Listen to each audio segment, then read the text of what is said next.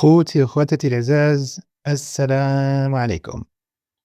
في الحلقة ديالنا اليوم غنمشيو لمدينة الصويرة، وغنمشيو لها بالضبط في بداية سنة 2010. كانت الحياة دايرة الدورة العادية ديالها على واحد العائلة اللي الناس كاملين كيشوفوا فيها مثال ديال الاستقرار وديال الراحة المادية وديال السمعة الزوينة. في هاد العائلة غادي نلقاو واحد البنت سميتها بشرى، هي البنت الوحيدة عند والديها، واللي كانت من داك النوع ديال البنات اللي ملي كتشوفها من بعيد كيبان لك الوقار ديالها قبل حتى ما تهضر. بنت زوينة، قارية، مأدبة، وعندها واحد الهدوء اللي ما كيلقاوش الناس بسهولة، لا في الهضرة ديالها، لا في طريقة تعاملها، لا في النظرة ديالها للناس. ما كانش من البنات اللي كيعيشوا بلا هدف أو اللي كيدوزوا الوقت ديالهم غير في المظاهر، لا كانت بنت واعية، عارفة شنو عندها، عارفة شنو خاصها، وعارفة حتى المسؤولية اللي فوق كتافها، خصوصًا وأنها كانت البنت الوحيدة عند دارهم، يعني كلشي في هاد الدار هادي كان كيدور غير عليها هي، وكلشي كان مربوط بالمستقبل ديالها. والديها كانوا ناس اللي خدموا حياتهم كاملة باش يبنيو وضعية محترمة، ماشي غير بالفلوس ولكن حتى بالمكانة الاجتماعية. الأب كان أستاذ جامعي متقاعد، الأم حتى هي خدامة في مجال التعليم ومن بعد حتى هي تقاعدات. وهذا النوع من العائلات في المغرب كيبان عليهم من طريقة العيش ديالهم أن الأمور ما جاتش من فراغ، بل جات من سنين ديال الخدمة والتدبير والانضباط. وداك الشي علاش ما كانش غريب أنهم يكونوا قدروا يجمعوا أملاك وعقارات ويكونوا مأمنين راسهم ومأمنين بنتهم من الناحية المادية. بُشرى كانت كتعيش مع والديها في دار كبيرة من 4 ديال الطوابق، وهاد التفصيل هذا ماشي غير باش نعرفوا الحجم ديال الدار وصافي، ولكن باش نفهموا الجو اللي كانت عايشة فيه هاد البنت.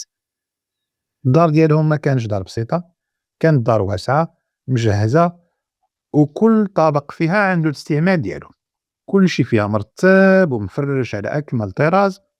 الوالدين بحكم السن كانوا كيميلوا أكثر للطابق السفلي باش ما يبقاوش طالعين هابطين في الدروج. أما بُشرى فكانت كتنقّل بين الطوابق على حساب الحاجة ديالها، مرّة هي هنا، مرّة هي لهيه، والدار كلّها كانت مفتوحة على بعضياتها، خصوصًا في المناسبات وفي الضيافة. يعني ما كانش في الدار داك التقسيم البارد اللي كيخلي كل واحد ساد على راسو. وزيد على هاد الدار الرئيسية كانت عندهم عاود واحد الدار أخرى فيها 3 ديال الطبقات، والطابق الأرضي الريد-شوسي كان فيه 2 ديال المحلات التجارية، واحد منهم كان بكري، والثاني كانت بُشرى هي اللي مستغلاه في واحد التجارة بسيطة في الشكل ديالها، ولكن في الحقيقة كتحتاج العينين يكونوا مفتوحين والتسيير يكون مضبوط. شنو هي التجارة؟ هي البقالة، بيع المواد الغذائية.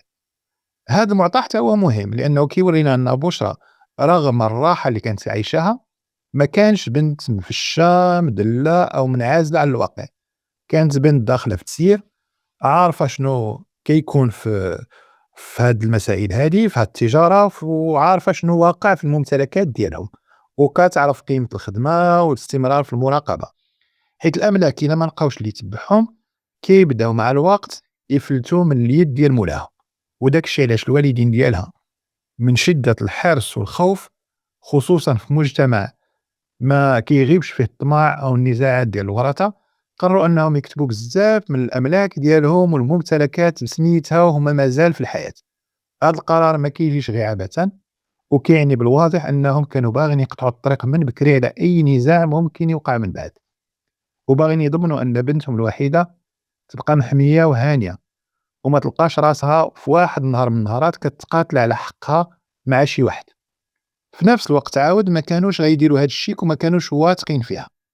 الثقة اللي عطاوها لبوشرى كانت راجعة لكونها بنت رزينة، كتفهم، كتحافظ، وفعلًا قد المسؤولية.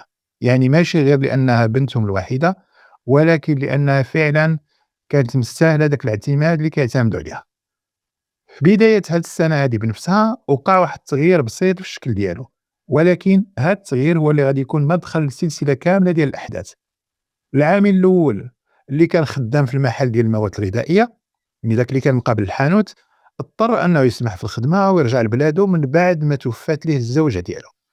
وهذا النوع ديال الظروف في المجتمع المغربي خصوصًا كيكون عنده وزن كبير، لأن الراجل ملي كتوقع له شي مصيبة كبيرة بحال هادي، وخصوصًا إذا كان عنده وليدات ومسؤوليات، كيولي طبيعي أنه يرجع للوسط ديالو الأول منين جا، باش يدبّر أمورو ويدبّر الشؤون ديالو ويجمع راسو ويكمّل الإجراءات اللي كتفرضها الحياة.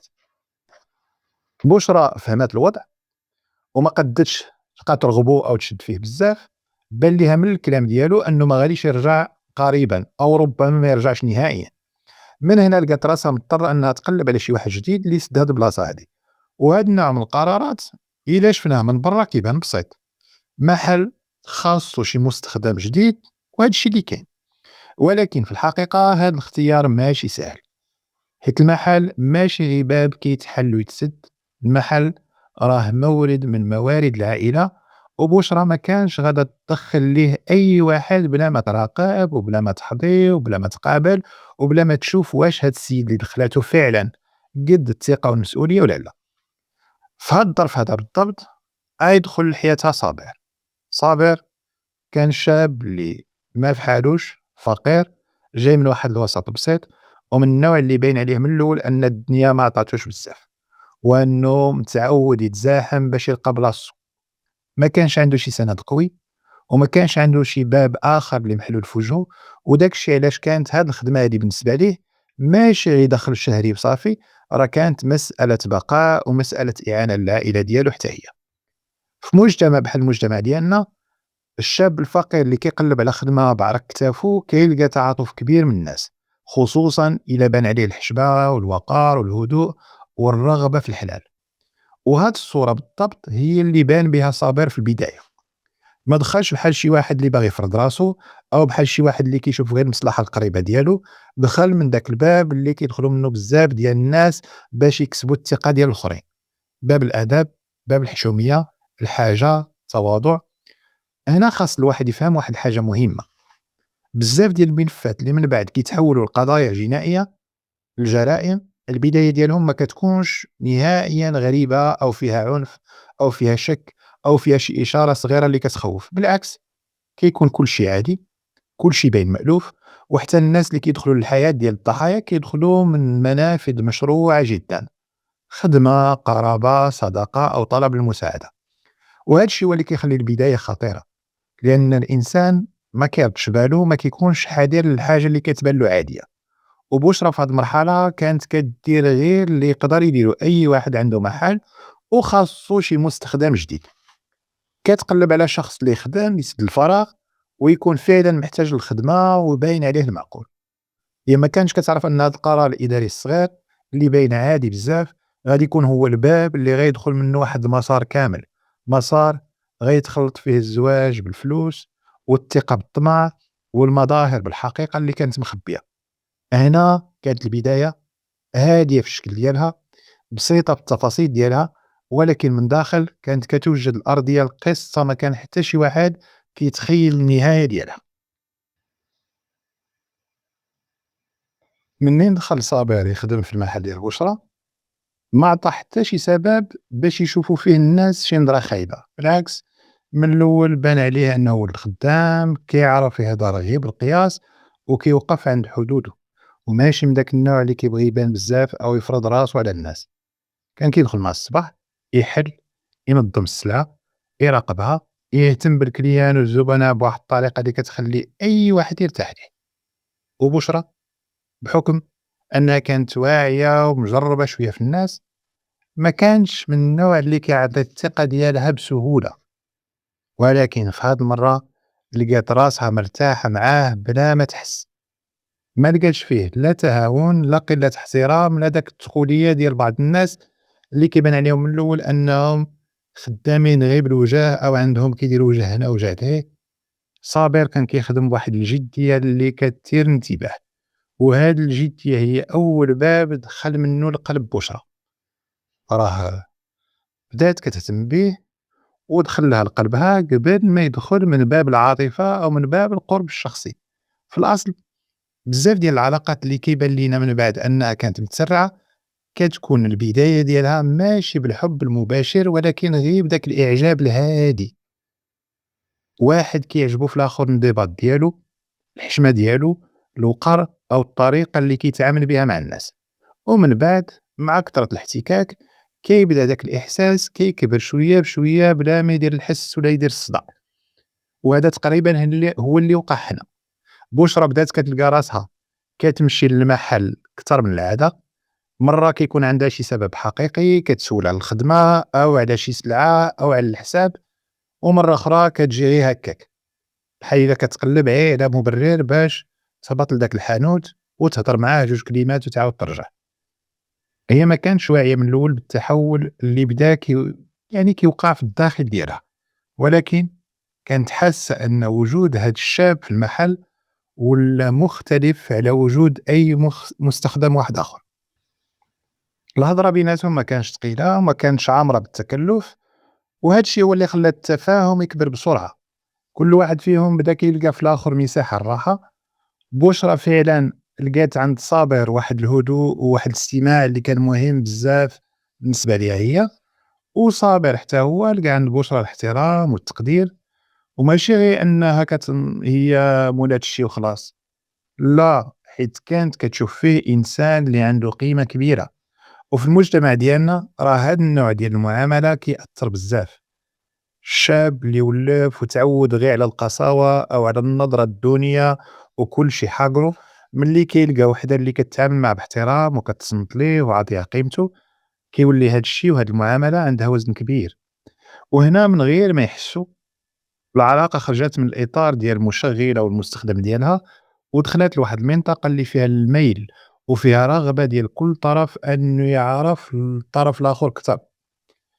المدة اللي تطورت فيها الأمور كانت مدة قصيرة، ولكن ماشي لأنها كانت علاقة طائشة، ولكن حيت الظروف كلها كانت كتشجع على القرب ديالهم بعضياتهم. بشرى كانت بنت وحدانية عندها واحد الفراغ عاطفي اللي ما كيبانش من برا، لأن الناس ملي كيشوفوا الأملاك والراحة كيبان لهم أو كيظنوا أن الإنسان راه مرتاح وعنده كلشي، ولكن الحقيقة ماشي ديما هكا. بزاف ديال الناس كيكون عندهم المال والدار والسمعة، ولكن كيكون ناقصهم الإحساس بواحد الإنسان اللي يشاركهم الحياة. وصابر من جهته كان جاي من وسط فيه الهشاشة، فيه الحاجة، وفيه البحث عن الاستقرار، وهذا الخليط ملي كيتلاقى كيقدر يصنع واحد التعلق سريع. ملي بان لبشرى أن صابر حتى هو كيميل ليها، ما بقاتش كتكتر الهضرة، لأنها باغا تدخل نيشان لصلب الموضوع. هي كانت بنت واضحة ما فيهاش داك التلاعب ديال المشاعر، وداك الشي علاش خرجت ليها نيشان معاه وقالتها بطريقتها، وحتى هو ما تراجعش. ومن تم بدا التفكير في العلاقة بالحلال. القرار ديال الزواج جا بالزربة بسرعة، ولكن من الداخل كان عنده تفسير منطقي.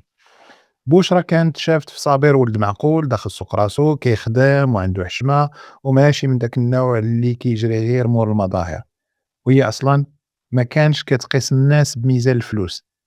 هذه نقطة مهمة بزاف، لأن الخطأ اللي يقدر يديرو شي ناس من بعد هو أنهم يقولوا كيفاش بنت عندها داك الشي كامل تختار أنها ترتبط بواحد ما عندوش، ما فحالوش، فقير، معدم. ولكن في الحقيقة الإنسان ملي كيختار شريك الحياة، إلا كان نقي في ديك اللحظة راه ما كيشوفش الحسابات المادية بالطريقة اللي كيشوفوها الناس من برا. بشرى شافت المعقول، شافت الخدمة، شافت الآداب، شافت الاستقرار النفسي اللي حست به معاه، وما شافش الفقر ديالو كعائق، وما شافتش الأملاك ديالها كحاجز بينها وبينه. بالعكس، يمكن حتى الجانب ديال البساطة اللي كانت فيه هو اللي خلاها تحس أنه أقرب للصدق. وهكا في بداية عام 2010 توثق الزواج بيناتهم، ومن بعد الزواج صابر انتقل باش يعيش مع بشرى، وبدا فصل جديد باين من برا أنه منظم ومريح، وحتى والديه راه قربوا ليه بزاف. ولكن كل طرف كان ساكن في جزء منفصل، يعني كان نوع من القرب العائلي بلا اختلاط كامل. وهذا حتى هو في البداية كان كيبان اختيار زوين، لأن القرب من العائلة في الثقافة المغربية كيتشاف غالبا حاجة مريحة، خصوصا إذا كانت العلاقات محترمة. في الأيام الأولى ديال الزواج الصورة ديال هاد العائلة الصغيرة أو هاد الأسرة كانت شبه مثالية. كاين احترام متبادل، كاين واحد التفاهم اللي باين عليهم ظاهر للناس، والمعاملة ما بين هاد جوج عائلات كان فيها الليونة وفيها التقدير والاحترام. الوالدين ديال صابر كانوا كيبانوا فرحانين بزاف، والوالدين ديال بشرى كانوا مرتاحين لأن بنتهم بان ليهم أنها اختارت واحد الراجل اللي مكالمي ومعقول وعلى قدر كبير من المسؤولية. في هذه المرحلة هذه ما كان حتى شي مؤشر قوي يقدر يخلي شي واحد يشك في شي حاجة. وأكثر من هذا الشيء كامل، بشرى كانت كتكبّر بصابر قدّام الناس وقدّام عائلتها، وما كانش كتعامل معاه على أنه إنسان دخل لحياتها من طبقة أقل منها، أو أنه خاصو يبقى في ديك المرتبة المعيّنة اللي دخل بها. بالعكس، هي كانت كتبان حريصة أنه ياخذ المكانة ديالو كاملة قدّام العائلة وقدّام المجتمع. وداك الشيء علاش وصل بها الحال أنها شرات له طوموبيل. وهاد الخطوة هادي ماشي بسيطة وعادية، أن السيارة ما كانش مجرد هدية، راه كانت رسالة واضحة اللي كتقول فيها للناس هذا راجلي، هذا زماني، وهذا إنسان اللي عنده القيمة ديالو، وأنا باغا الناس يشوفوه بالمكانة اللي عطيتها ليه. وفعلًا هاد النوع من السلوك كيأثّر بزاف في الراجل، ملي المرأة كتكبّر بيه وكتوقف معاه وكتثق فيه وكتفتح له البيبان، كيبان للناس كاملين أنها راه ما كتشوفش فيه غير زوج وصافي، راه كتشوف فيه شريك حقيقي.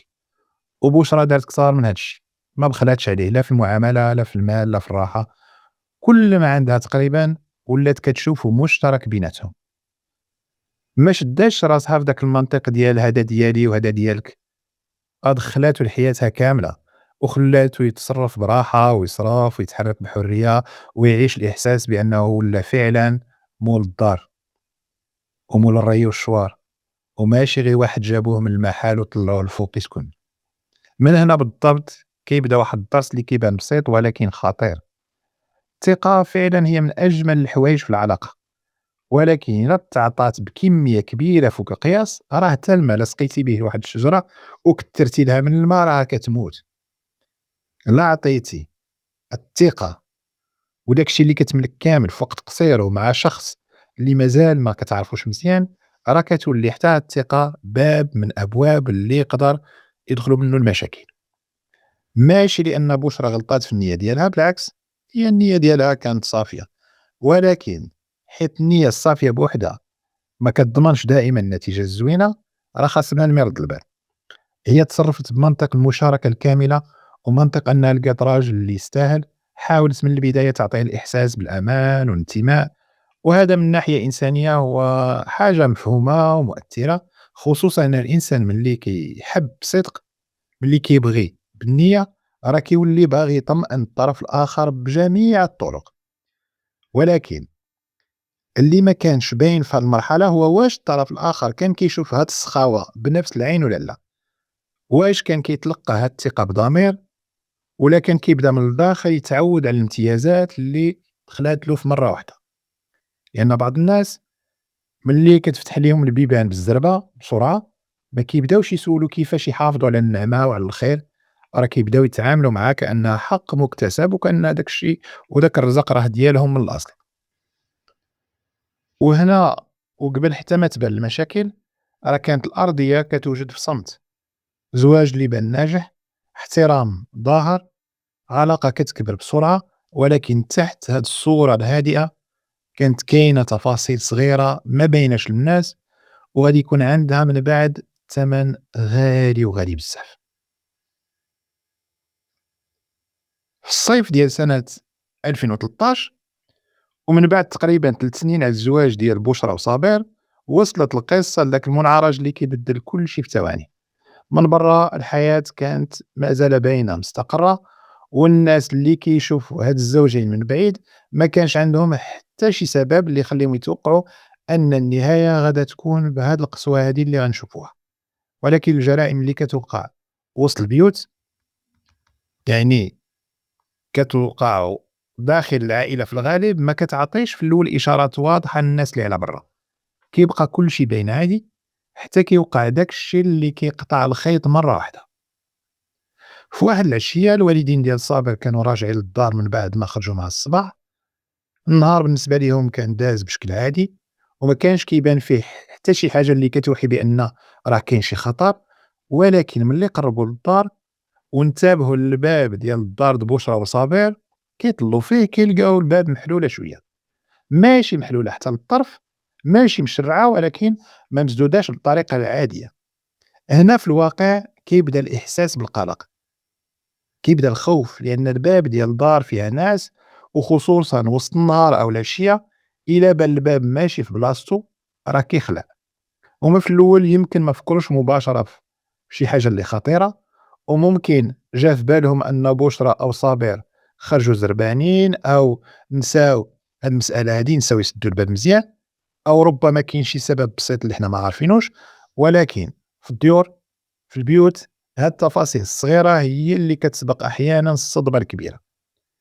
الفضول دفعهم أنهم يمشيو للباب ويدفعوه ويدخلوا، وهاد الدخول ما كانش فيه أنهم داخلين يقلّبوا أو يفتشوا أو كان عليهم شي خوف واضح من الأول، ولكن ملي دخلوا لقلب الدار غادي يتبدل كلشي.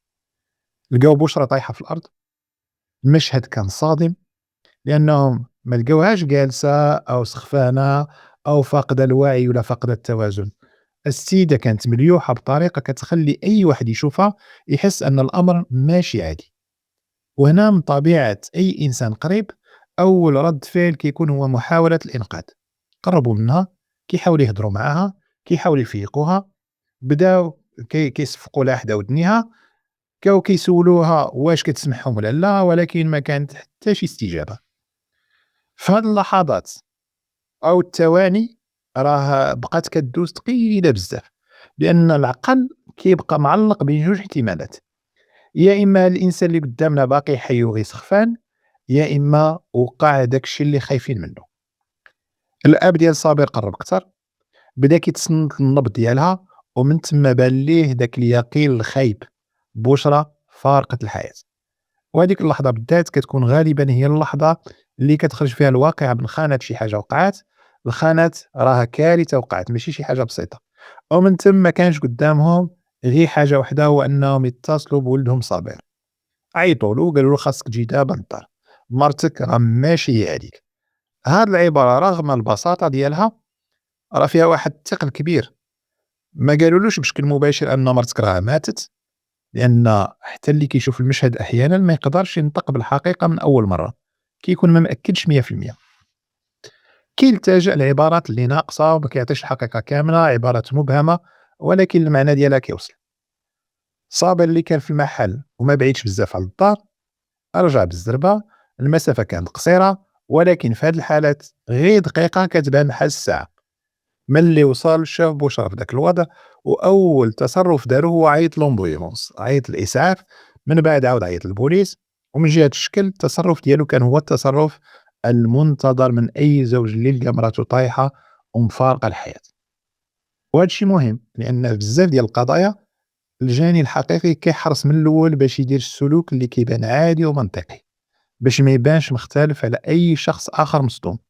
هو ما هربش، ما تخباش، ما بقاش ساكت، دخل في الخطوات اللي كيديرها أي إنسان عادي: طلب النجدة، الاتصال بالسلطات. ولكن من غير هاد الحركة الأولى كان كاين مشهد آخر اللي وسط الدار اللي كيزيد يعقد الصورة. الدار كلها كانت مقلوبة، الحوايج اللي الفوق ماشي في بلاصتهم، اللي لتحت طالعين، وحتى الباب كان باين عليه التراس، الكسر. هاد النوع من المشاهد ملي كيشوفوه رجال الأمن، أول فرضية كتجي للبال هي واش كاين اعتداء اللي مقرون بسرقة، واش شي حد دخل بالقوة خنق الضحية وقلب الدار ورونها وكان كيقلب مثلًا على الذهب أو الفلوس. المشهد كامل كان فيه هاد الإيحاء هذا، ولكن مسرح الجريمة حتى لا بان واضح من الأول راه ما كيتفهمش غير بالعين المجردة، لأن كاين فرق كبير ما بين دار مقلوبة بسبب مقاومة أو اقتحام حقيقي، وبين دار مقلوبة غير بقصد التمويه. ربما يكون راجل هو اللي دار هاد الشي، ربما يكون شي واحد جاي يسرق، وهذا الفرق هو اللي كتبدا تقلب عليه الشرطة العلمية من الدقيقة الأولى. ملي وصلت السيارة ديال الإسعاف هبطوا المسعفين، داروا المعاينة السريعة وحاولوا يتأكدوا واش مازال كاين شي أمل، واش السيدة مازال حية، ولكن بشرى كانت فارقة الحياة. من بعد هذا التأكد طلبوا من الناس كاملين أنهم يبعدوا، ما يقرب حتى شي واحد، وما يقيسوا حتى شي حاجة اللي وسط الدار. هذه خطوة أساسية في بحال هاد الوقائع، لأن أي لمس، أي حركة، أي تبدال بسيط لشي حاجة في ذاك المكان يقدر يضيع شي أثر مهم. بزاف ديال الناس كيشوفوا هاد الشي على أنه تشديد بزاف من البوليس، كيبقاو حيد أنت من تما ما تقيس والو، ولكن في الحقيقة راه حماية للحقيقة. لأن مسرح الجريمة ملي كيكون مازال سخون راه كيكونوا فيه أجوبة صامتة، غير خاص اللي يعرف يسول، كيعرفوا منو فين طاح الضحية، شنو تحرّك، شكون لمس شي حاجة، شكون دخل، شكون خرج، شكون حاول يخبي شي حاجة. من بعد شوية على هاد الشي وصلوا للبوليس، جاو الناس ديال الشرطة، والمعاينة الأولية بينت بالزربة أن الوفاة ماشي وفاة طبيعية. في العنق ديال البشرة بانوا آثار ديال الخنق، يديها كانوا فيهم علامات ديال المقاومة، دوك الخدوش ودوك القمشات. هنا كتولي الصورة أوضح، الضحية ما ماتش فجأةً بوحديتها، وما كانش هادي مجرد سرقة عادية، راه كان تماس مباشر ما بين الضحية وبين الشخص اللي تعدى عليها، أن كاين علامات ديال المقاومة كتقول بزاف ديال الحوايج بلا كلام، كتقول أن بشرى حست بالخطر وحاولت تدافع على راسها، وحاولت تبعّد اليد اللي كان شادة فيها في عنقها، أو تبعّد الحاجة اللي تخنقات بها، سوا سلك، سوا حبل، سوا كوردة. ومن الناحية الجنائية هاد النوع ديال الآثار كيأكد أن المواجهة راه كانت قريبة بزاف، وأن هاد المعتدي غالبًا راه لصق فيها وبدا كيخنقها بيديه أو بشي حبل، يعني ما كانش بعيد عليها. وهذا بدوره كيخلي المحققين من الأول يفكروا في واحد الفرضية معروفة بجرائم ديال الخنق. الجاني كيكون غالبًا شخص عنده قرب من الضحية، يعني كيعرفها، كتعرفو، أن الخنق ماشي بحال الضرب من بعيد أو الاعتداء اللي كيدوز خاطف بالزربة. الخنق راه كيتطلب احتكاك مباشر، خصك تقرّب للضحية، وكيتطلب قوة، وكيتطلب وقت، لأنك ما تخلقهاش في 10 ثواني، راه على الأقل خاصك 2 دقايق أو 3 دقايق. وكيتطلب عاود جرأة على مواجهة الضحية، وجرأة على أنك تحمّل الوقت اللي كتكون هي كتكافح، يعني كتحاول تعتق راسها وكتكافح من أجل الحياة. من بعد المعاينة الأولية دخلت الشرطة العلمية والتقنية دير الخدمة ديالها، بدات كترفع البصمات، كتجمع الآثار، كتراقب جميع البلايص اللي تقدر يكون شي حد قاص فيهم، كتوثق كل تفصيل صغير أو كبير وسط الدار. تمثل هاد القضايا هادي بحال هاد لي زافير ما كاين حتى شي أثر صغير اللي ممكن يخليوه، ما كيهملو حتى حاجة، لأن الجواب بعض المرات كيكون غير فشي حاجة بسيطة، شي بصمة فوق الباب، أو في ترتيب غير منطقي لشي حاجة اللي كتكون ماشي في بلاصتها أو مقلوبة، أو ملي ما كيلقاوش آثار اقتحام حقيقية واخا الباب راه باين مهرس. وهذا الفرق ما بين المظهر والحقيقة هو اللي كيتبنى عليه التحقيق. الجثة ديال بشرى تهزّت وترسلت لمستودع الأموات باش يدار لها التشريح الطبي، وهذه مرحلة حاسمة بزاف، لأن الطبيب الشرعي هو اللي كيكمل الصورة اللي كتكون بدات في مسرح الجريمة. المعاينة في مكان الجريمة كتقول أشنو اللي كان باين، ولكن التشريح كيكشف شنو وقع وسط الجسد ديال الضحية، وكيحدد السبب الحقيقي للوفاة، والمدة التقريبية ديالها، وطبيعة العنف المستعمل. وهنا مع نقل الجثة ورفع الآثار راه كندخل الملف رسميًا للمرحلة اللي كيتحول فيها من صدمة عائلية لتحقيق جنائي كامل. ولكن حتى في هذه اللحظة بقات الأسئلة الكبيرة كلها محلولة ومحطوطة فوق الطاولة. شكون دخل للدار؟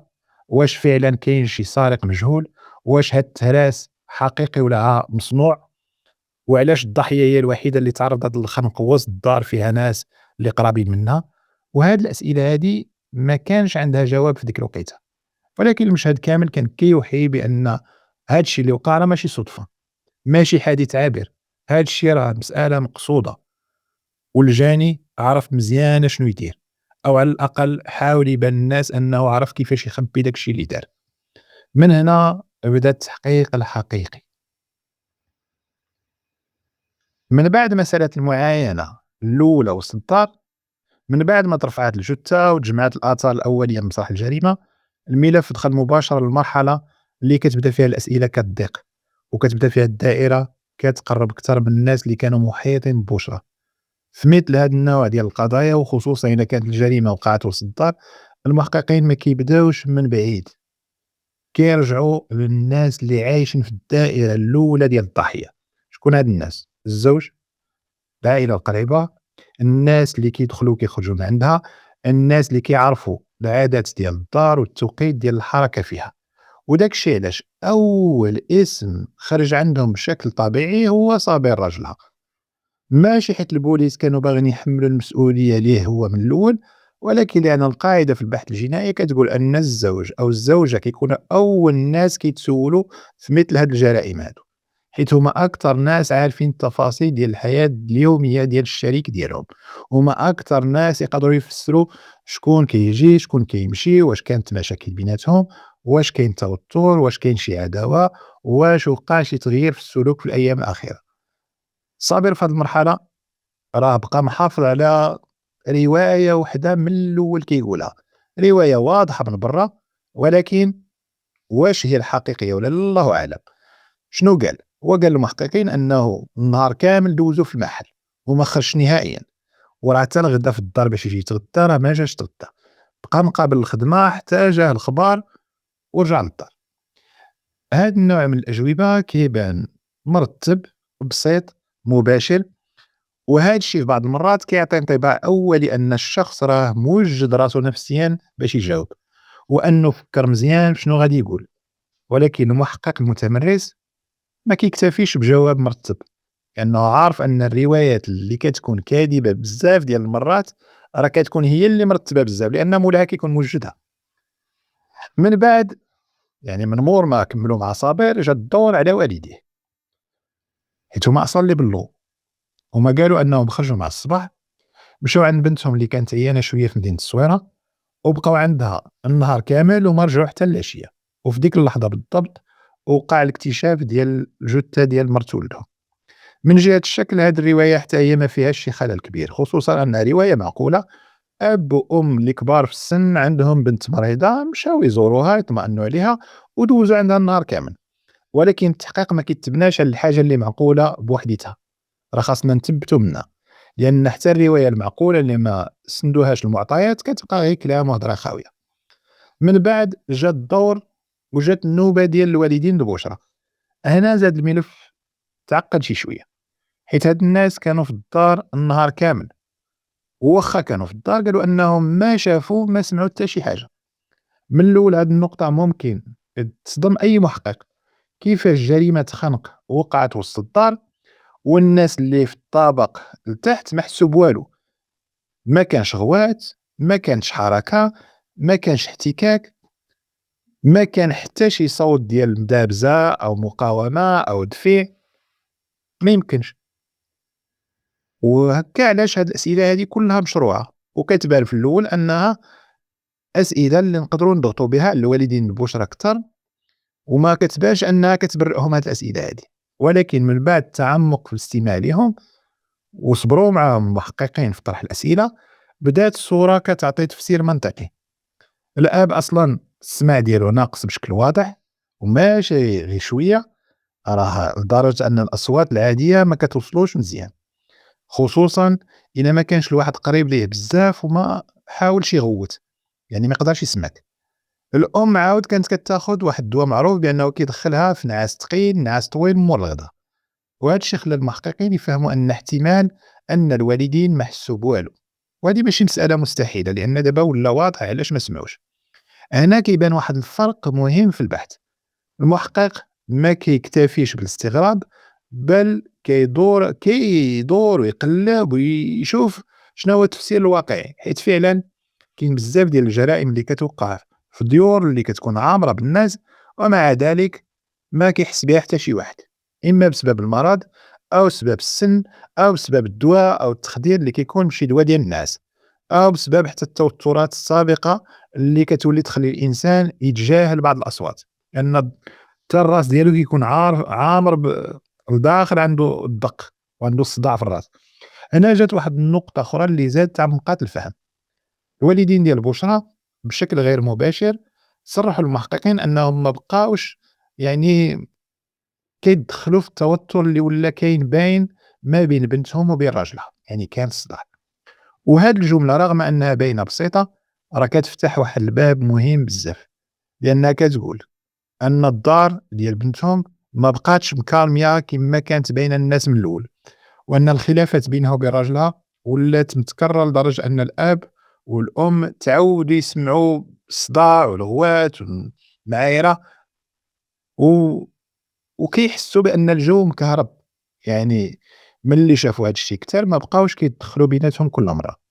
في العائلات المغربية هاد الشي كيوقع بزاف، الوالدين خصوصًا إلا كانوا كبار في السن صحتهم قليلة، كيوصلوا لواحد المرحلة اللي كيقولوا ضروا راسهم بيناتهم، هُما أدرى بالمشاكل ديالهم، ماشي لأنهم ما كيبغيوش بنتهم، ولكن لأن التدخل المتكرر كيدير الصداع وكيعيي وكيرهق، وكيوصّلهم للقناعة أن بعض المشاكل الزوجية خاصها تحل ما بين الزوجين، خصوصًا الناس كبار وعندهم تجربة كيفهموا بأن ما خاصكش تدخل ما بين المرا وراجلها، لأن المرا والراجل واخا يتدابزوا واخا يتعايروا عندهم ما يصالحهم، يعني يقدروا ينوضوا قربالة وفي الليل تلقاهم تصالحوا في 5 دقايق. هنا هذا المعطى خلّى المحققين يفهموا أن حتى إلا كان وقع شي صوت أو وقع توتر، راه ممكن ما يتيش رد فعل عند الوالدين كما كان داك الشي في الأول ممكن يتقلقوا أو يغضبوا، ولكن صافي تعودوا على هاد الشي. البحث ما وقفش هنا. وباش يتأكدوا من الرواية ديال الوالدين ديال صابر، المحققين مشاو حتى لعند البنت ديالهم، الأخت ديال صابر، وهاد الخطوة هادي مهمة، لأن كل شهادة خاصها تثبت من المصدر الخارجي، ماشي غير من داك الشخص بنفسه، يعني ها قال لك راه أنا مشيت زرت بنتي راه خصك تمشي عند بنته تسولها. هاد الأخت ديال صابر أكدت أن الأب والأم ديالها فعلًا جاو عندها ودوزوا معاها النهار كامل، تغداو معاها ودوزوا وقت طويل معاها تما في الدار، وحتى الجيران شافوهم وسلموا عليهم، وهذا المعطى هذا قوى الموقف ديالهم وخلى احتمال تورطهم المباشر بالجريمة ضعيف وضعيف بزاف. يعني من الناحية الزمنية هما ما كانوش مسرح الجريمة نهائيًا، ولكن رغم ذلك بقى عند المحققين واحد الإحساس أن شي حاجة ما راكباش. خصوصًا وأن مسرح الجريمة ما كانش كيقول بأنها كاينة سرقة، كيقول أيضًا كاين شي شخص اللي دخّل ودار هاد الشي راه عارف الدار مزيان ماشي براني. من بعد هاد المرحلة التحقيق غيتوجه للمحل، للحانوت، البلاصة اللي صابر قال أنه دوز فيها النهار كامل. هنا بالضبط بدا الخيط الحقيقي كيبان، لأن المحققين ملي وصلوا للمساعد ديال صابر ما لقاوش عنده نفس الثبات ديال الروايات الأخرى. هاد الشاب في البداية بان متردد، وهذا التردد في البحث الجنائي كيعني بزاف د الحوايج، ماشي دائما لأنه كيخبي شي جريمة، ولكن لأنه غالبا كيبين بأن هذا الشخص عارف شي حاجة وخايف أنه يقولها، إما خايف على خدمته أو خايف أنه يتورط في القضية أو حتى ربما أنه ما باغيش يدخل في شي حاجة اللي كبر منه واللي ما قادش عليها. من بعد شوية ديال الضغط بدا كيهضر وبدا كيعاود، قال للمحققين أن المعلم ديالو اللي هو صابر جا فعلا مع الصباح بكري، يعني سبقوا للمحل، ولكن من الأول صابر ما كانش على الطبيعة ديالو، كان ساهي، التركيز ديالو ضعيف، والهضرة معاه ما كانتش بحال العادة، بعض المرات كيهضر معاه وما كيسمعوش، بعض المرات كيجاوب وهو عقلو غايب. وهذا الوصف مهم لأن السلوك قبل الجريمة أو الساعات اللي كتسبقها كيكون بعض المرات مؤشر قوي على أن الشخص راه كان في واحد الصراع داخلي أو داخل في واحد القرار اللي ما ساهلش، يعني كيفكر في شي مصيبة. من بعد جا التفصيل اللي قلب الرواية كاملة. هذا المساعد قال أن صابر ما بقاش النهار كامل في المحل كما صرح للمحققين، قال لهم أنه خرج وسط النهار وغاب أكثر من 2 أو 3 ديال السوايع، وملي رجع ما كانش هو هذاك نهائيًا، كان مخلوع، اللون ديالو صفر ومخطوف، التصرفات ديالو زادت الأمر غرابة. هنا البوليس ما بقاش قدام مجرد شك، ولا قدام تناقض زمني واضح. الزوج قال أنه ما خرجش من الحانوت، المساعد ديالو قال أنه خرج وغاب مدة طويلة، وفي جرائم القتل التناقض الزمني من أخطر الحوايج، لأنه ما كيبقاش مجرد اختلاف في التفاصيل، كيولي احتمال مباشر أن الشخص كيخبي واحد التحرك معين، وربما هذا التحرك راه كان هو اللي دارت فيه الجريمة. والأخطر من هذا الشيء أن وقت الغياب ديالو كيتلاقى تقريبا مع الوقت المحتمل لوفاة الزوجة ديالو أو المقتل ديالها. من هنا المحققين بداو كيشوفوا الصورة بوضوح أكثر، الدار اللي كانت مقلوبة، الباب اللي باين عليه أنه مهرس، الزوج اللي رجع ها هو كان مصدوم، الرواية ديال أنه بقى في المحل ماشي صحيحة.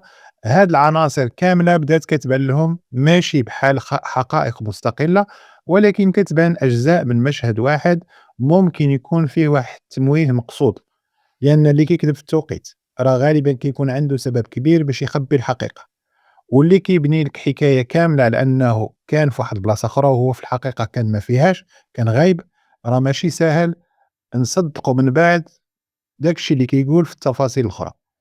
هنا كيبدا داك التحول المهم في التحقيق، يعني كندوزو من مرحلة جمع الأقوال للمرحلة ديال اختبار ديك الأقوال، شوفها واش صحيحة والّا لا، لأن المحققين ما بقاوش غير كيسمعوا، بداو كيقارنوا، كيربطوا، كيقلبوا على الثغرة اللي غادي تدخّلهم للحقيقة. وصابر في هاد اللحظة ما بقاش غير زوج اللي مفجوع من الوفاة ديال مراتو، راجل كيبكي عليها، راه ولا شخص اللي عنده رواية مهزوزة، عنده توقيت ناقص، وعنده سلوك ما قبل وبعد الواقعة، سلوك اللي غريب وكيتطلب مجموعة من التفسيرات. وملي كيوصل الملف لهاد النقطة كيعرفوا المحققين أنهم قربوا بزاف من الحقيقة، غير خاصهم واحد الدفيعة أخرى، لأن اللي كيخبي هاد القدر من التناقض راه غالبًا كيخبي من وراه سر كبير بزاف من هاد الشي هذا اللي تقال.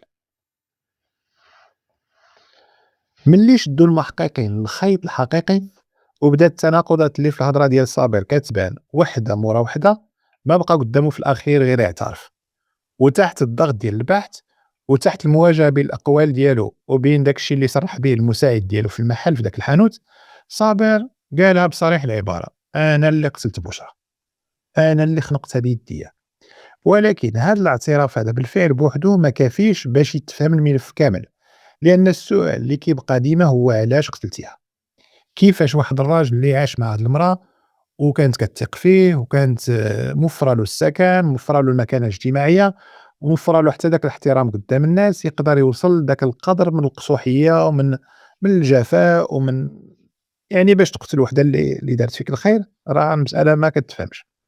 وباش نفهموا حنا هاد الشي خاص نرجعوا لواحد المرحلة اللي سبقات الجريمة بعامين تقريبًا، ونرجعوا بالضبط لسنة 2011.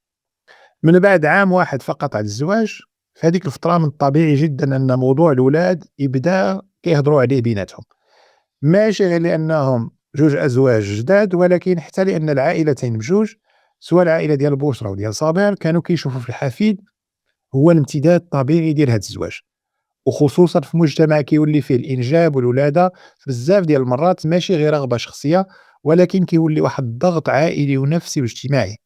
بمعنى أن الزواج ما كيكونش كامل في العينين ديال بعض الناس حتى كيسمعوا بخبر الحمل، ومن بعد كتجي خبر الولادة، من بعد عاد كيبداو يهضروا على المولود الثاني والثالث، وكأن الإنسان ما عندوش الحق يعيش الهدوء ديال بدايات حياته الزوجية بلا ما يتحط عليه هاد الثقل وهاد الحمل هذا.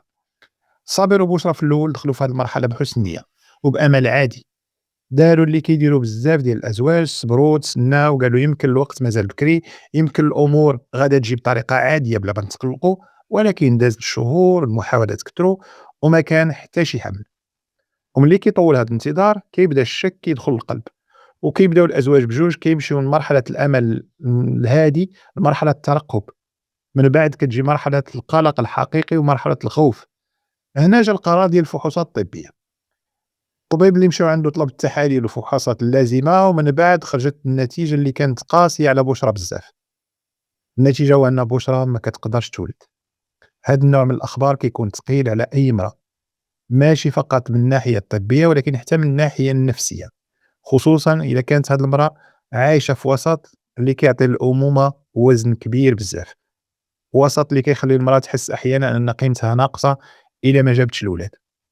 بشرى بما أنها كانت حساسة وكتعيش حياتها بصدق ونية، تلقات هاد الخبر بحال شي ضربة جاتها من الداخل، ما استسلماتش من الأول، بالعكس تشبتات بالأمل، حاولت بكل الطرق اللي كانت قدامها، دارت الأدوية، تبعت الوصفات الطبية الطبيعية، سمعت النصائح ديال الناس، جربت الأعشاب، وكل واحد كان كيقول ليها شي حاجة كتمشي تجربها.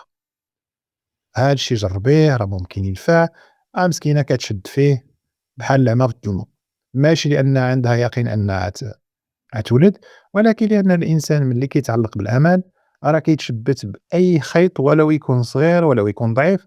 وهنا خاص الواحد يفهم بلي المشكلة ما كانش فقط في عدم الإنجاب، ولكن في الجو اللي زاد مور هذا الخبر هذا، لأن السر اللي كان في الأول ما بين الزوجين راه عرفاتو العائلة، سوا ديال صابر سوا ديال البنت. واللي كيوقع بزاف في هاد الحالات أن الراجل كيلقى راسو مضغوط من الوالدين ديالو، ديما كيسولوه وكيضطر أنه يجاوب، من بعد كيتحول الجواب من معترض بخاص لموضوع عائلي مفتوح، كيدخلوا فيه الآراء، كيدخل فيه اللوم والكلام الجارح، وهاد الشي بالضبط هو اللي وقع.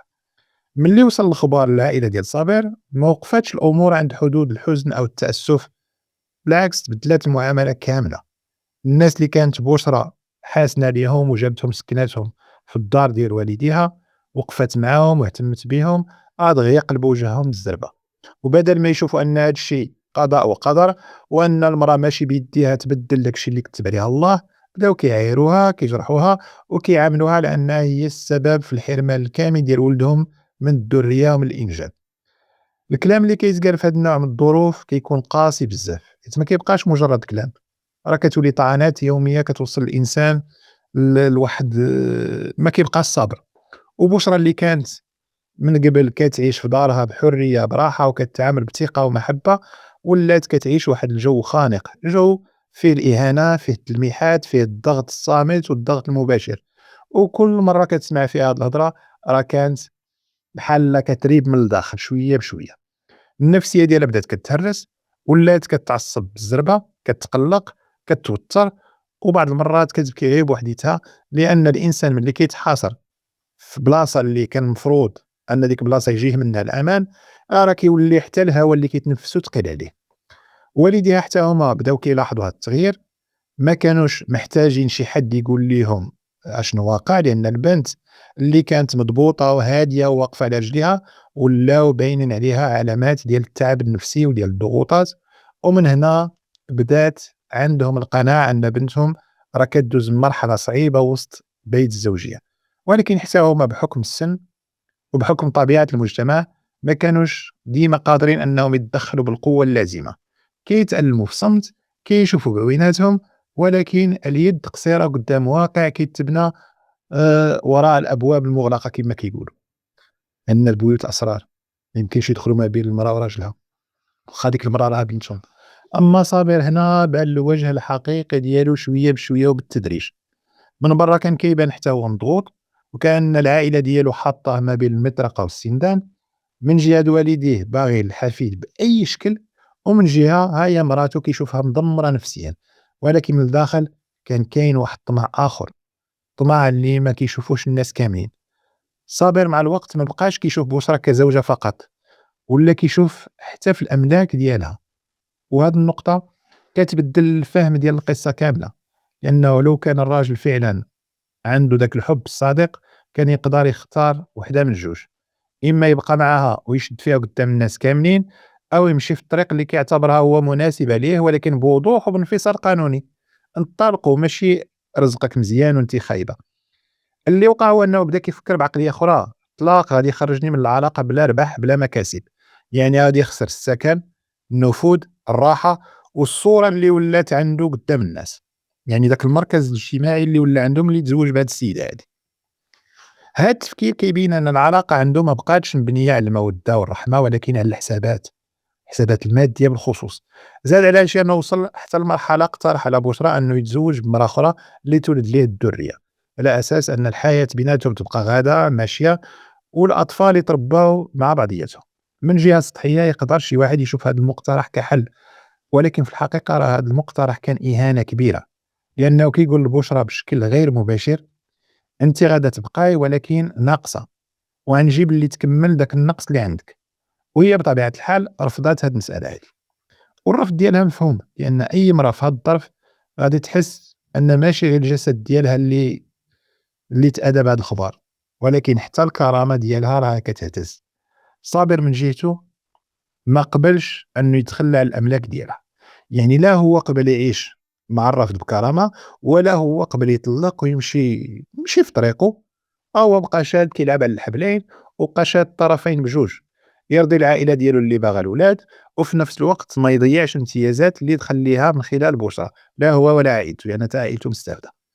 من هنا تولدت الفكرة الجهنمية، ما كانتش فكرة ديال لحظة واحدة أو شي غضب مفاجئ، راه كانت نتيجة ديال تراكم وديال الضغط وديال الطمع وديال الأنانية وغياب الضمير. بدا كيشوف أن الوجود ديال البشرة ولا عائق قدام المستقبل اللي باغيه هو، ولكن الموت ديالها في التصور ديالو يقدر يحل ليه بزاف ديال المشاكل ويحلّوا بزاف ديال البيبان في مرة واحدة. أنه غيتهنى من المرأة اللي ولات بالنسبة ليه مشكل، وغيبقى الأملاك ديالها مستافد منهم، وربما من بعد يلقى الطريق مفتوح لحياة أخرى، يتزوج مرة أخرى، يدير وليدات، ويوليو عنده مكاسب اللي ما خسر معاها حتى شي حاجة. هنا كيبان أخطر ما في الأمر، أن الجريمة ما كانش وليدة لحظة انفعال فقط، راه كانت وليدة ديال التدبير وديال العقل. بدا كيشوف الإنسان اللي قدامه ماشي كروح، ماشي كشريكة حياة، ماشي كامرأة وقفت معاه، ولكن ولات كتبان له عقبة مادية ونفسية خاصها تحيد من طريقه. وملي كيوصل الإنسان لهاد الدرجة ديال البرود، كيولي مستعد يدير أبشع الأمور وهو مقتنع أنه كيقاد المستقبل ديالو. بشرى في هاد المرحلة كانت كتعيش الانهيار، ولكن ما كانتش عارفة أن الجدار اللي كتحاول تسند عليه في حياتها راه بدا كيتحفر من الداخل، وبدا كيريب من تحت رجليها. والكارثة أن الخير اللي دارت والثقة اللي منحات والدار اللي فتحات والكرامة اللي عطات، هاد الشي كامل ما شفعش ليها عند واحد الإنسان اللي ملي تزاحمت عليه الرغبة في الورث والرغبة في الأبوة والطمع في المكسب، اختار أسهل حل بالنسبة ليه، هو أخطر حل على الإطلاق، اختار أنه يتخلص منها نهائيًا. هنا بالضبط ما بقيناش قدام زوج اللي مأزم، ولينا قدام جاني بدا كيبني القرار ديال الجريمة في العقل ديالو خطوة بخطوة، حتى ولا القتل عنده مخرج بدل ما يكون خط أحمر اللي ما يمكنناش نتجاوزه. في نهار وقوع الجريمة، صابر ما دارش شي حاجة اللي تبين لينا أو توحي لينا باللي راه داخل لواحد القرار خطير. خرج عادي مع الصباح بكري بحال عوايدو، مشى للمحل داك الحانوت ديال المواد الغذائية، خلى كلشي كيبان عادي، لأن الجرائم اللي كتكون مدبرة ما كتعتمدش غير على الفعل، راه كتعتمد حتى على الصورة اللي كتسبقو. هو كان عارف شنو راسو شنو كيدير، عارف حتى التوقيت اللي اختارو وما داروش صدفةً، كان عارف أن والديه غادي يمشيو عند ختو، وكان عارف أن الأم ديال بشرى بحكم الدوا اللي كتاخدو من بعد الغدا غادا تدخل في واحد النعاس ثقيل، وكان عارف حتى أن الأب ديالها السمع ديالو ناقص بزاف، يعني حتى لو وقع شي احتكاك أو دباز أو شي حركة فالاحتمال الكبير أنها ما يسمعوهاش، يعني ما يعيقوش بها. وهاد المعطيات كلها كتبين أن الجريمة ما كانش انفجار ديال اللحظة، كانت مبنية على مراقبة وعلى معرفة دقيقة بعادات الناس اللي وسط الدار اللي عايشين معاه. في وسط النهار خرج من المحل، رجع للدار ديالو، ما دخلش بشي طريقة اللي كتثير الشك أو طريقة غريبة، وما استعملش العنف من الأول باش يفرض الدخول. دق الباب بشكل عادي، راجل راجع لدارو باش يتغدى، بشرى ما كان عندها حتى شي سبب أنها تشك فيه، حلّت ليه الباب عادي. وهنا كتكون القسوة الحقيقية ديال بعض الجرائم. الخطر كيجي من الشخص اللي مفروض فيه الأمان. أول ما دخل وأول ما عطاتو ضهرها، استغل اللحظة اللي كانت هي فيها مطمئنة، شد الشال اللي كانت دايرة على راسها وخنقها به، وبحكم أنها كانت محجبة وكان من عادتها أنها دير الشال ملي كتفتح الباب لشي واحد، هو استعمل نفس الشي اللي كان جزء من حياتها اليومية باش ينهي لها حياتها. هاد التفصيل ماشي صغير، لأنه كيبين أن الجريمة ما كانش فقط قتل، راه كان استغلال الثقة كاملة، والتفصيل بسيط من تفاصيل الروتين ديال حياتها هي. بشرى ما استسلماتش، حاولت تقاوم، حاولت تحرك، تبعد عليه، تشبت بالحياة، وهاد المقاومة هي اللي بقات مكتوبة من بعد فوق يديها، في دوك الخدوش، في الآثار ديال القميش، وفي داك التوتر اللي لقاتو الشرطة العلمية في الجسد ديالها. الجسد بعض المرات كيقول الحقيقة أكثر ما كتقولها الهضرة، ويديها قالوا بوضوح أنها حاربت حتى لآخر لحظة. ولكن الصدمة في هذا النوع من الاعتداء راه كتكون صدمة قاسية، لأن الضحية ما كتكونش غير كتقاوم القوة، راه كتقاوم حتى الخيانة. من بعد ما طاحت بشرى في الأرض، هو ما خرجش هربان مباشرة، وما بقاش غير يتواني وزاد، بالعكس بقى جالس حدا واحد المدة كيتسنى وكيتأكد بنفسه أنها فعلا فارقة الحياة، وأنها ما بقاش غادا تفيق مرة أخرى أو تهضر أو تعاود أو تكشف شكون اللي دار لها هاد الشي أو شنو وقع. هاد اللحظة كتبين البرود اللي وصل ليه هو، لأن الإنسان اللي كيطرالو شي انفجار مفاجئ كيتخلع من الفعل اللي دار، أما اللي كيجلس ويشوف داك الشي اللي دار ويتأكد من النتيجة، راه دخل من قبل مرحلة خطيرة ديال الفصل ما بين الضمير وما بين الفعل. من بعد بدا المرحلة الثانية من الخطة، هي التمويه. مشى كيرون في الدار، كيقلبها، كيرون في الحوايج، كيلوحهم، خرج بعض الأغراض والذهب من بلاصتو، مشى كيهرس في الباب باش يبان المشهد على أن شي واحد اللي جا هرس ودخل من على برا، أو أن هذه راه فقط جريمة سرقة تحولت للقتل. هاد التمويه كيدار في بزاف ديال الملفات لأن الجاني كيبغي يبعد العين على الدائرة القريبة، ويخلي المحققين يضيعوا الوقت مع فرضيات ديال الاقتحام والبحث على شخص مجهول. ولكن المشكل في هاد المحاولات أن المشهد اللي كيتفبرك راه كيكون فيه شي خلل، واخا تكون تعيا ما تكون حريص، لأن مسرح الجريمة الحقيقي كيكون عنده منطق، ومسرح الجريمة المصنوع كيكون فيه التصنع وكيبان. من بعد ما كمل هو الترتيبات هادي، خرج من الدار، رجع للمحل داك الحانوت، وبقى كيتسنى اللحظة اللي غادي يتصلوا به ويقولوا له باللي الجثة ديال مراتك اكتشفات. وبالفعل ملي جا الاتصال من عند باه، رجع للدار ولعب الدور اللي كان موجدو أصلا، الدور ديال الزوج المفجوع، الزوج اللي كيبكي على مراتو اللي ما عارف والو، اللي تفاجأ بحالو بحال الناس كاملين. من برا الصورة كانت ممكن أنهم يتيقوها يصدقوها، ولكن من الداخل خيوط كانت بدات كتشبك عليه وحدة بوحدة. وفي البحث ملي كيضيق عليه الخناق بدا كيتزير، صابر أكد أن والديه ما كانوش عارفين بالخطة ديال القتل، وما كانوش مشاركين في التنفيذ. وهذا من الناحية الجنائية مهم، لأن المسؤولية المباشرة في الفعل بقات لاصقة فيه هو بوحديته. بصح الضغط اللي مارسته العائلة والكلام الجارح والتحريض غير المباشر على التخلص من بشرى وتعويضها بمرة أخرى راه كان، وهذا الشيء ساهم في التلويث ديال الجو النفسي اللي كانت عايشه. ولكن القانون ما كيبنيش الجريمة على الضغط الأخلاقي فقط، كيبني على الفعل وعلى النية وعلى التنفيذ. ما كانش تحريض مباشر سير قتلها، ما كيقولوا بدل المرأة وصافي. التنفيذ كان ديال صابر بوحديته. من بعد هاد الاعترافات جا التقرير ديال الطبيب الشرعي، وهو اللي كمل الصورة بشكل رسمي. التقرير أكد أن سبب الوفاة هو الخنق، وأن الآثار الموجودة فوق الجسد منسجمة مع الرواية اللي خرجت من البحث. هنا كيولي الاعتراف ماشي غير كلام، كيتلاقى مع الدليل العلمي. وهاد الملاقية ما بين الاعتراف والخبرة الطبية هي اللي كتكون اللحظة الحاسمة في هاد الملفات هادو، لأن هاد الشيء هو اللي كيسد الباب قدام محاولات التراجع أو الادعاء بأن الوفاة كانت لشي سبب آخر، أو أن هاد الاعتراف اللي اعترفته حكا راه كان تحت الضغط ديال البوليس أو عذبوني باش اعترفت. من بعد استكمال الأبحاث التمهيدية وتضمنت فيها حتى الخبرات والمحاضر والأقوال، تحال الملف على القضاء. ومن ثم المحكمة نظرت في القضية على أساس أنها جريمة قتل عمد. وهنا التكييف القانوني كان واضح، لأن الفعل ما كانش مجرد خطأ، ما كانش اعتداء اللي خرج على السيطرة أنك كنتي كتضارب معها و... وما تحملاتش وماتت. بالفعل كان فيه قصد ديال إزهاق الروح، كان فيه إعداد مسبق، تخطيط في اختيار التوقيت، استغلال الظروف ديال الدار، ومن بعد محاولة لطمس الحقيقة من اللي بدا كيدير داك التمويه في مسرح الجريمة. وبهذا السبب هذا صدر الحكم في حق صابر بالسجن المؤبد، وهو حكم اللي كينسجم مع الخطورة ديال الوقائع ومع كون الضحية كانت مراته وقتلها وسط دارها وبثقة كاملة اللي كانت مانحة ليه هي. ولكن الأحكام القضائية مهما كانت قوية راه ما كتردش الأرواح، وما كتصلحش داك الخراب النفسي اللي كيبقى من بعد. النهاية الحقيقية ديال هذا الملف كانت مأساوية من جميع الجهات. بشرى خسرت حياتها، وهي اللي ما بخلاتش عليه لا بالمحبة ولا بالثقة ولا بالمال ولا بالوقفة اللي وقفت معاه. المرأة اللي دخلات راجل بسيط لحياتها وهزت من المكانة ديالو وشاركت معاه كل شيء، ها هي كانت النهاية ديالها على يد نفس الشخص اللي منحته الأمان والثقة. والديها هما اللي بقاو خاسرين، لأنهم ما خسروش غير بنت، خسروا البنت الوحيدة اللي عندهم، والسند العاطفي الوحيد اللي بقى لهم هما كبار في السن، والمستقبل اللي كانوا كيبنيوه معاها. أما الوالدين ديال صابر لقاو راسهم حتى هما قدام مرارة من نوع آخر. ولدهم دخل الحبس في ملف ما عنده حتى شي مبرر أخلاقي، وبان لهم أن الضغط والطمع والجحود اللي تخلطوا مع نفس ضعيفة النفس ديال ولدهم راه قدروا يوصلوه للخراب اللي ما عمره يتصلح.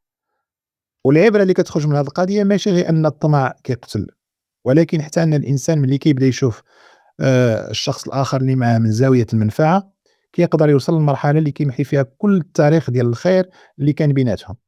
بشرى بالنسبة ليه ما بقات زوجة وما بقاتش إنسانة، ولات مجرد عائق بينه وبين حياة اللي كان كيتخيلها أحسن، اللي باغي يعيشها على حسابها هي. وهنا كتكون الفاجعة كلها، الجريمة ما بداتش نهار اللي خنقها هو، راه بدات نهار مات الامتنان اللي كان في قلبه ليها، ونهار ولا الطمع أقوى من الضمير، ونهار تبدلات النعمة الحق مزعوم، والمحبة لحسابات باردة، وهكا تسدى هاد الملف بحكم قضائي واضح، ولكن بجروح اللي ما كتسدها لا محاضر ولا جلسات المحكمة ولا السنوات اللي غيدوز صابر في الحبس. نختموا بالدعوات الخير اللي ولفنا. الله يكتب علينا مكاتب الخير، الله يخرجنا من دار العيب بلا عيب، الله يرزقنا حسن الخاتمة، يجعل آخرنا أحسن ما أولنا، ويجعلنا خفاف ظرف على قلوبكم، ويرزقنا الصحة والسلامة وطول العمر والرزق الحلال. خوتي خواتاتي دوزوا بخير، نتلاقاو غدا إن شاء الله في نفس الموعد. تهلاو في ريوسكم، السلام عليكم.